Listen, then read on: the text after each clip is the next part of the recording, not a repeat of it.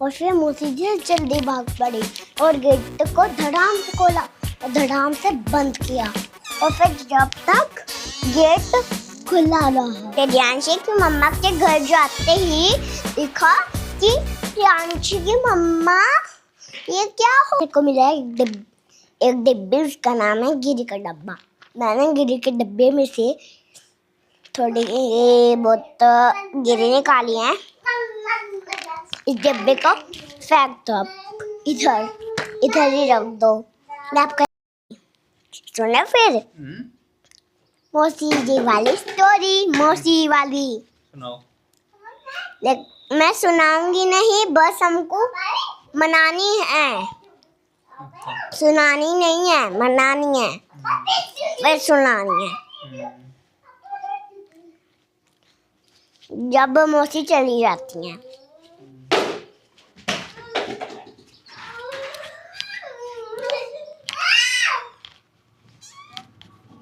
ये मौसी गई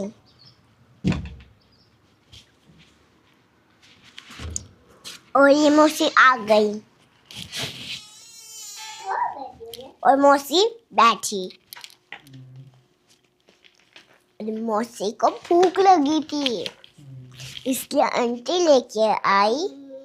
श्रेयांशी की मम्मा ने मौसी जी को दिया खाना। ये लो मौसी जी, ऐसे बोला। और फिर मौसी जी ने खाना खाया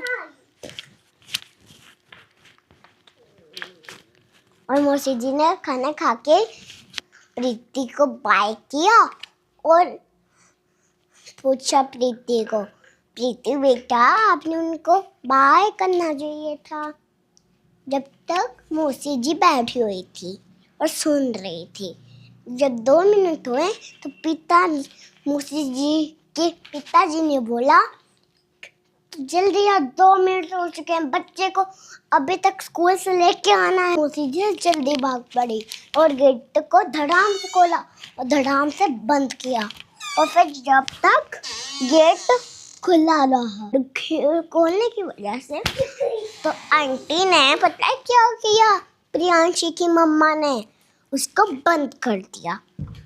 और फिर बंद करते ही एक चोर आया और उनको पता था। फिर मैंने पुलिस को कॉल किया, हेलो पुलिस, हमारे घर में चोर घुस गया है। मौसी जी ने कॉल करके फिर पुलिस आ गई और चोर को ले गई। और फिर हम आए दोबारे प्रीति के घर, श्रेयांशी के मम्मा के घर। श्रेयांशी की मम्मा के घर जाते ही देखा कि प्रियांशी की मम्मा, ये क्या हो रहा है, ये पेंट हो रहा है। हमारे घर में रद्दे ने शैतानी मचा दी थी। अच्छा मैं चलती हूँ, अभी मैं बात करने आई थी, बाय। और जब भी प्रियांशी आई, कौन आया था मम्मा, ये पूछी, कौन आया था मम्मा, बोली मौसी। अच्छा। और फिर प्रियांशी को मिले गिरी और फिर वो गिरी उठा के चली गई। जब वो अपने स्कूल जा रही थी और प्रियांशी को 3 गिरी और मिली। और फिर प्रियांशी ने अपनी मम्मा को बोली, मम्मा हमको रास्ते में गिरी मिली। और फिर प्रियांशी की मम्मा ने उसको मना कर दिया। और फिर प्रियांशी ने किसी चूहे को ये गिरी खिला दी। और फिर चूहे बन गए सांप और सांप की तरफ चलने लगे और फिर प्रियांशी को काट गए। ये थी उसकी कहानी। सुना दी ना मैंने अब।